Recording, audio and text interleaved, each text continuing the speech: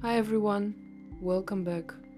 For those who don't know me yet, my name is Kristina.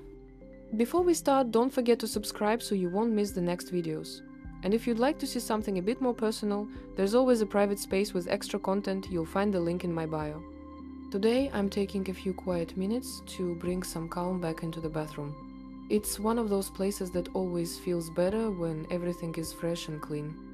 I like when the light reflects softly. When things look clear and simple, it instantly changes the atmosphere. Sometimes doing something small like this helps to slow down the day. I think it's not really about cleaning, it's more about creating a moment of peace.